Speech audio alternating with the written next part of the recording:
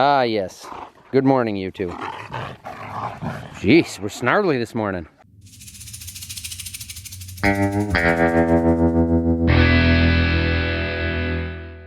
Well, before I do anything else this morning, I've got to run to the post office and get that out of the way first. I have a very important package that I need to send out. It's an engine for Onyx's go-kart. Needs rings and bearings. And I'm not doing it because every single quarter of 1 horsepower matters when you're out on a racetrack. So I'm sending it to a guy who is a professional, not a guy who's gonna set it on the bench in the shop and just tinker. All right, now, time to go to work. We got the Sukup boys back here still working on stuff, updating our air blower and air motor. We are going to bring in the big horse. But I got a couple things to take out first.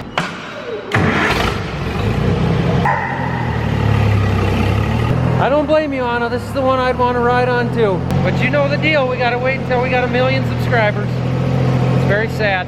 I don't know what's taking them so long.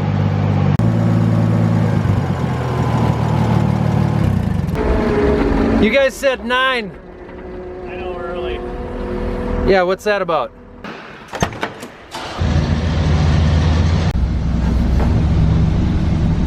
Okay, there is the chariot we're going to be working on today. So I'll wait till we get in there to explain exactly what we're doing to make the strip till machine, the 2510 there, a better unit for what we're doing. It works great as a tiller, but what I'm trying to do with it is put on fertilizer with it, which kind of throws a wrench into the mix. It does a good job of that too when it works, but it's been some trial and error to get that system to work exactly the way I want to. I don't have anything hooked up yet. Should we hook it up and unfold it? Okay.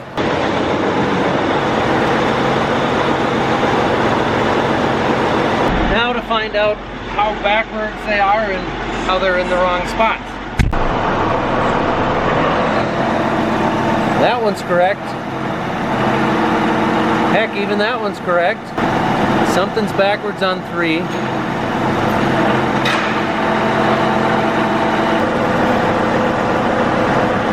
So 4 is backwards and something's not working on 3. There must be one that's not plugged in. We got your shop floor all dirty. I know. Dad just cleaned it up real nice yesterday. Yeah. I'll blame it on you guys though, so I should be fine. I'll try to clean it. So one of the things I'm going to check here is the tank pressurization hoses. We want to make sure that none of these hoses are plugged. I understand that we're having some feeding issues in that front tank. And so I'm just going to take these off. I'm going to blow through them, make sure they're all clear. It's one of the things that we typically want to check when you have feeding or seeding issues. These vacuum lines here measure the pressure between the tank there and the meter down here where the product feeds out, and then it displays on your gauge there to make sure that you're having proper tank pressure. So we're going to be checking that as well. And so just taking them off, blowing through them, making sure they're not plugged. He's going to start there because the main problem, the biggest issue I was having last fall, towards the end, was getting the product to feed out of the front tank. So that's where our potash goes, or our potassium that we're putting down.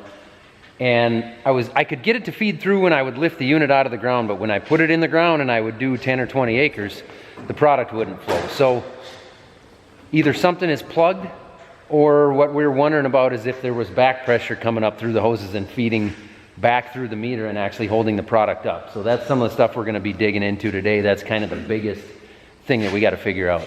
Did you find it already? Well, I'm not looking forward to putting my lips on this. Oh, okay. So, well, that's why I had you guys here. yeah, don't judge me if I have some lipstick on or something.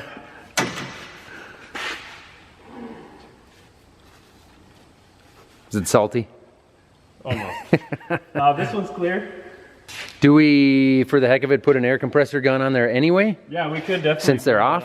You know, it blew easy, but definitely a good thing we could do is just blow everything out, make sure there's nothing in there. I remember the first time we were here, remember we found your friend Mickey Mouse Yes. in one of these hoses. Yes, we have a lot of Mickey Mice around Be here. careful what I'm doing here.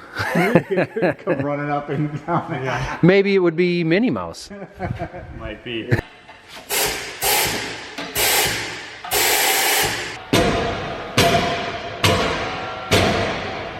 Are you saying it's a little snug? You might have a problem filling your tank. We've had problems with that one every single year. We even took it apart one year, and we wash it out really well, so I don't know. It's just one of those things.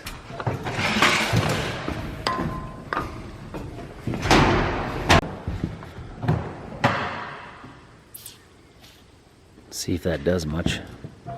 That thing's always been a pain. Yeah,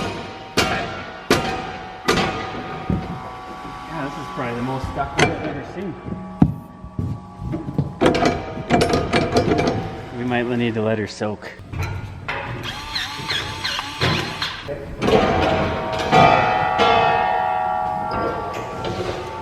We had to use our superhuman strength. Is that what it was? Go see what the Souk Up crew is up to out here. They got, looks like 3 of them. They've been working pretty solid for a couple hours or more now. The boys here need a little bit of a ramp to get a lift into a better spot, so I'm gonna construct a gravel ramp for them while the Red E-boys work.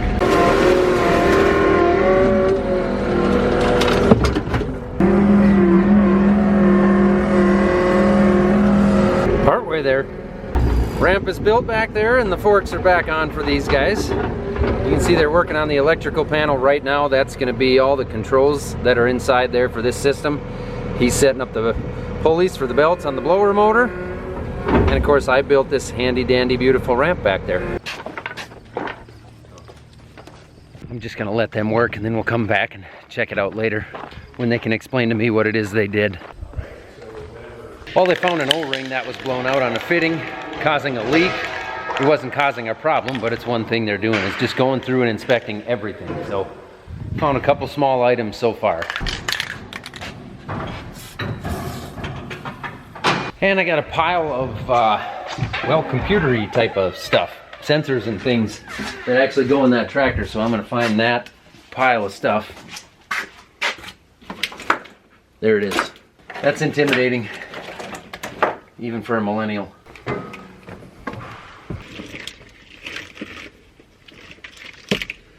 So that end goes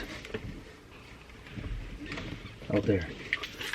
This end definitely goes out there. Oh boy. This goes, okay, these are separate. This end goes out there. Ah, but wait, there's more. This thingy, and this thingy.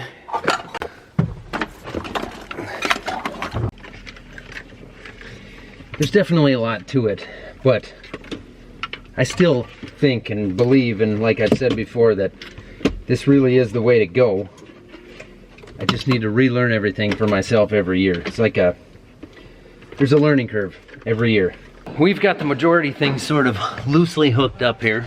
So I'm gonna start up the tractor and I'm gonna get the fan going, and what we're gonna do is play with the fan RPM, and Jesse's gonna go around and take some readings on air pressure in different spots. And then we're gonna try plugging some of the applicators, see how it changes. We're gonna change the fan speed up and down. He's got it organized in his head. I'm just gonna do what he tells me.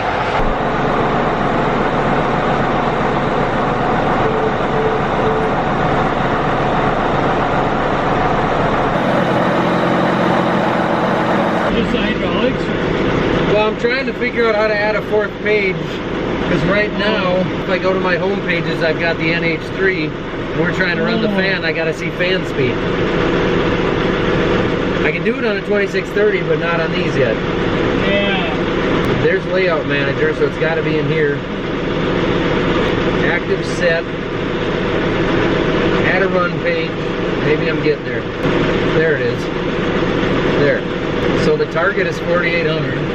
Are they clear? Where's the other guy at?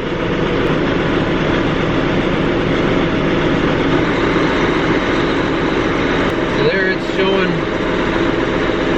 Must be hooked up correctly because it's picking up RPM. Is that just hydraulics? Yeah. 4,800 is a long ways to go, and I'm on level setting 9 already. Yeah. Maybe it is backwards then. It's got to be. All right, we've swapped the levers around.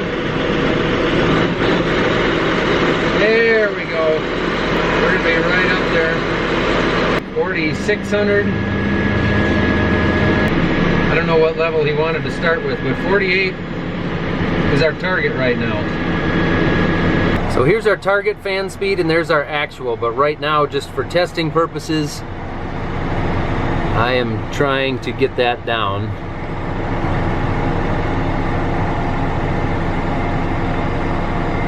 To about 3,000.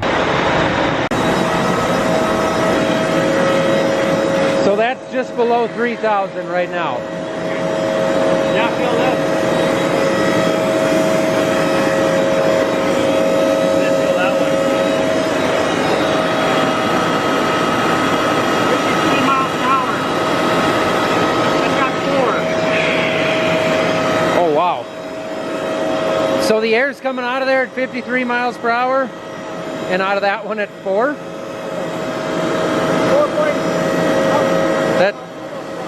That's a bit of a discrepancy. We forgot to close the lids before we started. That's gonna throw off some readings. So basically they're just testing to see how the fan speed changes the pressures in different areas, to see if there might be some reason they are able to pinpoint why the front tank, the product wasn't feeding out consistently.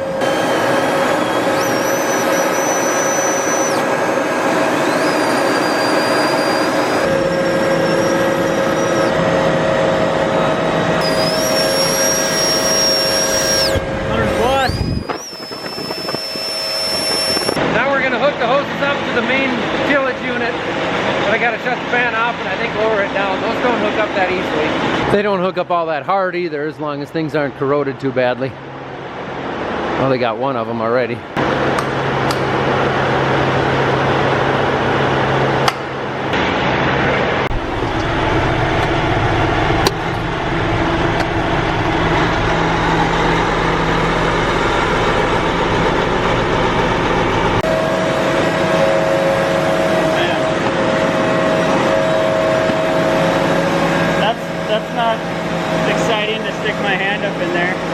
No, I got stung by a bumblebee yesterday. Bumblebees yesterday and wasps today. Luckily, I didn't take a shot from any of them. Nobody did, so we're good.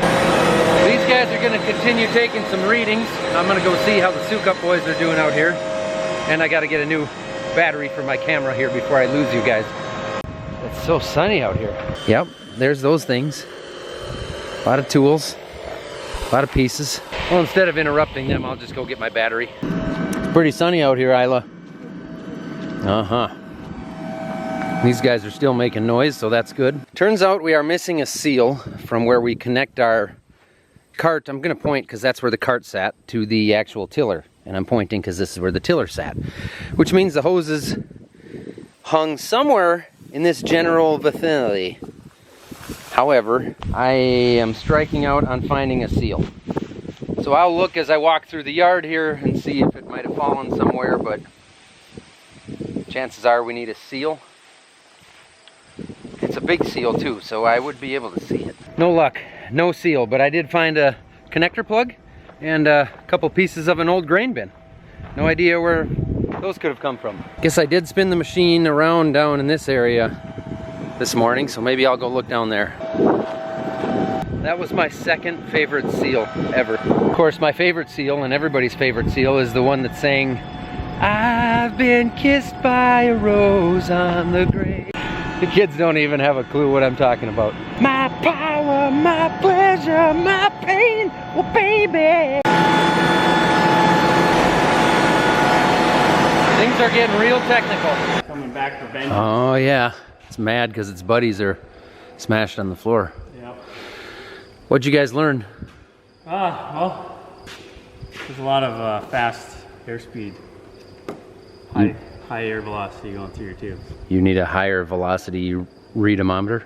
Yes. Yeah. Anemometer. So now they've got readings on everything. They kind of know what the standard readings are as far as the back pressure in the tank at certain fan RPMs. Now we're going to try to somewhat simulate what these things are like when they're in the ground by actually simply plugging them with paper towels. And then we're going to see if it back pressures into the tank and see if we might have an issue there, or if it releases enough air through these, I don't know, are those diffuser holes? ditch.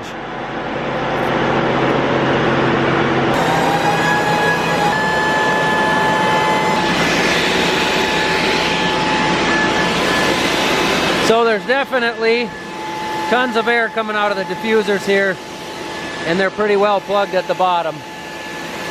So that should be a pretty good simulation. So now I'm not sure if he's calibrating or if he's just testing to simulate the meter roll speed as we go through the field. You can enter in a value and tell it what weight of product you want to put down per acre and then what speed you want to run, and it will simulate that in the meters just to let you know if everything's moving okay and running the way that it's supposed to. What'd you see?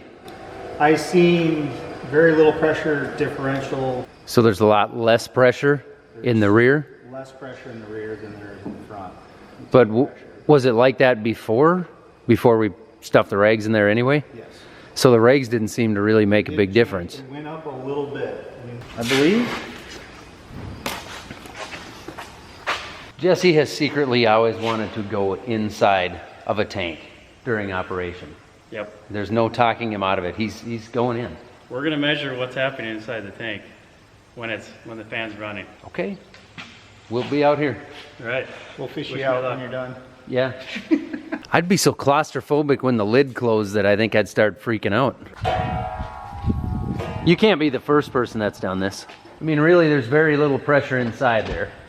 It really shouldn't. I mean, it's probably not even very noisy in there. I got earplugs just in case. He's got earplugs in. He'll be fine. He'll probably live. I'd be so claustrophobic I'd start punching holes in the tank. All right, we are going to kick the fan on just for a few seconds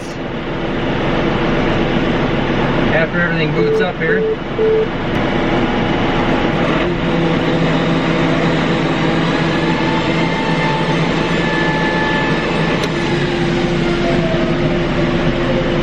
Now we're going to check and make sure we didn't cook him. Chuck's not freaking out, so I'm guessing he's alive.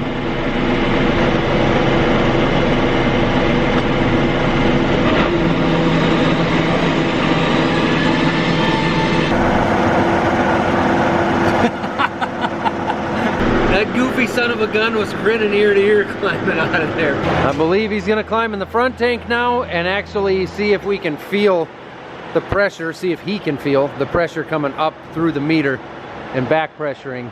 He says do double the amount of time this time. Give him a full minute.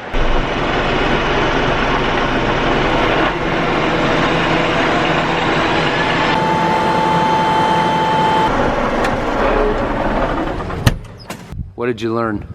I've been to the pit and back. You have boldly gone where probably a few guys have gone before. Yeah, I've always wondered though. Yeah, it's actually feeding the way it's supposed to in the rear tank, and in this one it's neutral. It seemed more neutral, yeah.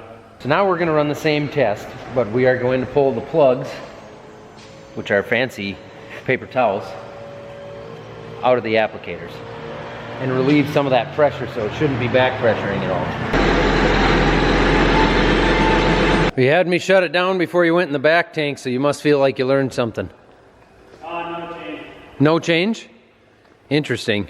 So what's that telling us then? It's telling us it shouldn't matter, right? Yeah. We have decided that the diffusers that are on it seem to be doing their job. So we're not going to add any diffusers to get rid of the back pressure because we think there's not enough variation in the tanks that's not really the problem. So we're going to do some field testing when it comes down to time. For now, we're going to work on getting a whisker switch running that kicks the master switch on and off. If you remember last fall, I just kind of rigged it up with zip ties to hold it open all the time, and then I was manually hitting the foot pedal to turn the master on and off. So now we're going to figure out how to mount our own switch. Or I should say where we want to mount our own switch. So right now, I'm literally moving it up and down so he can see what pieces move. And then you'll see what we end up mounting somewhere. We think we have a plan, or we have a plan A. I grabbed a chunk of steel angle iron here. That is way overkill for what we need. but it is the correct length. So we're gonna see if it'll work. I just run like 2 split welds here. Yep. That would work, wouldn't it? Yeah. That would do it.